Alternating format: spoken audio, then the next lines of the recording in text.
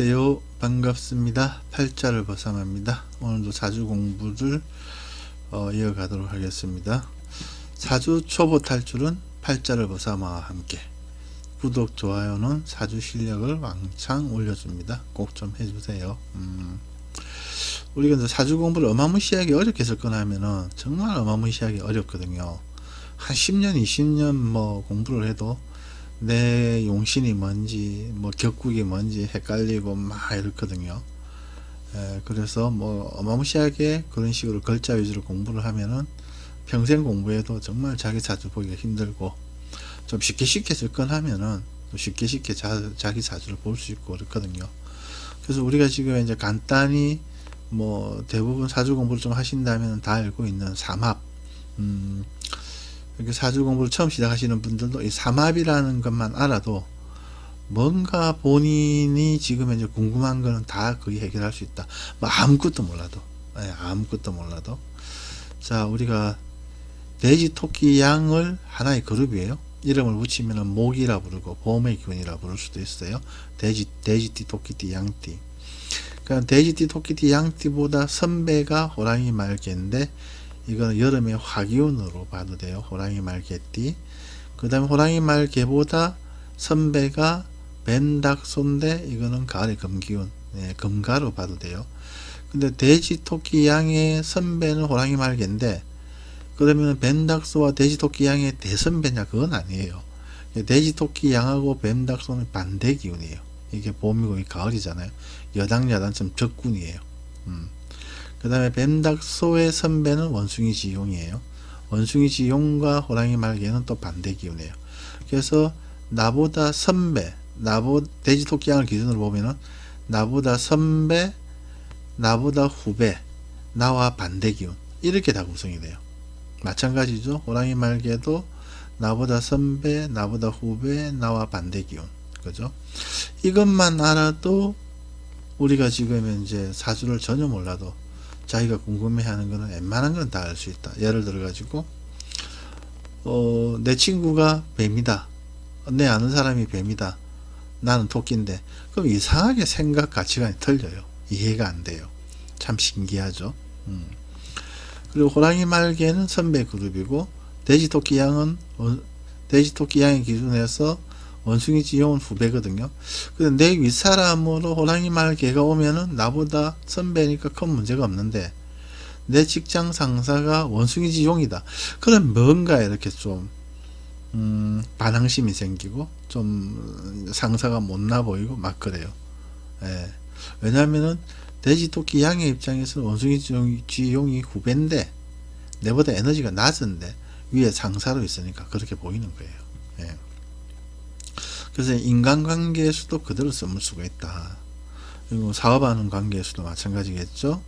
돼지, 토끼, 양이 뱀닭소하고 만약에 사업을 한다 그러면은 서로 생각이 틀리니까 업무 분담을 정확하게 하면 좋겠죠. 돼지, 토끼, 양 니는 뭐 예를 들어서 사무직만 해라, 뱀닭소 니는 외근직만 해라, 영업만 해라, 이런 식으로요. 그런 것들이 어마무시하게 응용을 해서 많이 쓸 수가 있다, 그렇습니다. 자, 그러면 지금은 12월 달이니까 우리가 운세만 한번 봅시다. 띠별 운세, 그죠? 그럼 돼지, 토끼, 양띠의 운세, 그죠? 돼지, 토끼, 양띠의 2023년 개묘년 운세, 그죠? 그럼 지난 운세부터 한번 보면은, 자, 운이라는 거는 이 정권을 잡은 거예요. 쉽게 얘기하면은 운이 임금이라는 얘기를 많이 들어보셨잖아요, 그죠? 그래서 내년에 토끼에는 토끼가 대장이에요. 그죠? 그러면 토끼가 대장, 대통령이니까 돼지하고 양은 국무총리나 내무부 장관이나 같이 정권을 운영을 하겠죠. 그래서 돼지, 토끼, 양이 하나의 그룹으로서 내년에 정권을 잡은 거예요. 그죠? 자, 2021년 우리가 축년, 2021년은 신축년이죠. 축년을 한번 볼까요? 이때는 소가 정권을 잡았잖아요. 소가 대통령이 됐잖아요. 그죠? 그럼 소가 대통령이 되면은 이 뱀닭소의 반대 그룹인 돼지, 토끼, 양이 제일 피해를 많이 보겠죠. 움츠러들고 도망다니고, 그죠? 그래서 신축년에는 돼지, 토끼, 양이 움츠러들었다. 힘도 못 펴고 기도 못 펴고 막 그랬다. 자, 그럼 2022년 이민년에는 호랑이 말개잖아요. 그죠? 돼지, 토끼, 양의 입장에서는 선배, 윗사람이 온 거예요. 그래서 이때도 뭔가 답답하게 내 맘대로 되는 일이 잘 없었다. 이래요. 그 다음에 2023년 내년에는 토끼가 대장이에요. 그러니까 내가 이제는 대통령이 됐으니까 내 의지대로 내 생각대로 뭔가 한다 하는 거죠. 자, 2024년 진년은 뭐예요? 후배죠. 원숭이 지용이니까 그죠. 이때는 뭔가 올해 주도력을 가지고 2023년에 주도권을 가지고 열심히 일을 했다면은 2024년에는 정권을 아랫사람에게 물려주고 좀 쉬어가는, 그래서 뭐 전리품이라든지 결과물이 있으면은 그걸 가지는 그런 해다. 이렇게 쭉 흐름대로 흘러가는 거예요. 돼지, 토끼, 양이 축, 임묘진 이렇게 흘러가는 거예요. 그 다음에 호랑이, 말개 이런 식으로 쭉 거죠. 이게 계속 돌고 도는 거죠. 그래서 돼지, 토끼, 양이 내년에는 어쨌든 간에 토끼가 대통령이다. 그러면 돼지, 토끼, 양은 정권을 잡았다. 그래서 이 돼지, 토끼, 양이 전체적으로 토끼를 보면은 우리가 신살로는 장성살이라고 불러요. 장성이라는 건 장군, 대장, 리더 이런 뜻이거든요. 그래서 내년에는 내가 마치 장군처럼 대장처럼 어떤 리더가 되어서 모든 일을 주도하여 이끌어간다. 이걸 갖다 다른 말로 하면은 내가 내 의지로 이사, 이동, 변화, 변동을 추구한다. 이렇게 보는 거죠. 자, 그러면 좀 더 세부적으로 보면은 우리가 이제 이 돼지, 토끼, 양 중에서 대장은 토끼잖아요. 그죠? 중심기운이니까. 그럼 나도, 돼지도 나도 이제 대장이다. 양도 대장이다. 이런 식으로 한번 보면은, 자, 돼지를 중간에 중심기운으로 넣으면은 해묘미 이렇게 되거든요. 그 묘는, 신살로는 화개살이 돼요. 돼지 입장에서는. 돼지 입장에서는 화개살이 되거든요. 이게 지장화, 이렇게 지살, 장성, 화개. 화개살이 되거든요. 화개살은 뭔가 정리정돈 마무리를 하는 거다. 그래서 돼지띠는 내년에 뭔가 장성의 기운도 가져가면서 화개의 기운도 같이 가져간다. 그래서 뭔가 돼지띠는 내년에 정리정돈 마무리하는 그런 일이 있을 것이다. 그 다음에 양을 중심으로 두고 보면은 해, 묘, 미 이렇게 되거든요. 그래서 양의 입장에서는 묘가 지살이에요. 지살. 지장화, 이렇게 지살, 장성, 화개.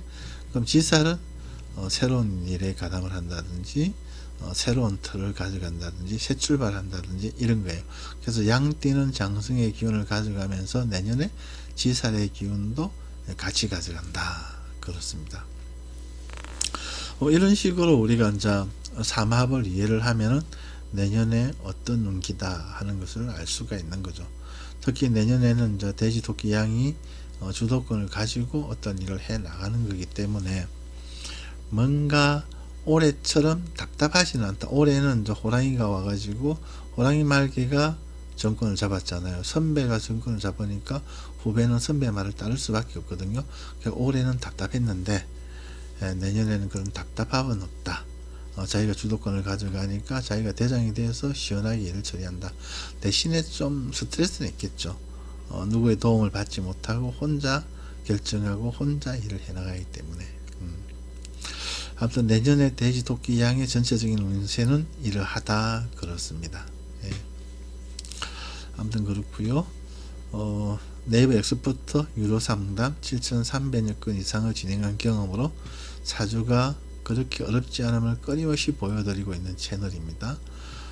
사주에 관심이 많으신 분들은 저와 함께 공부를 하시면은 사주 초보 탈출은 금방 됩니다.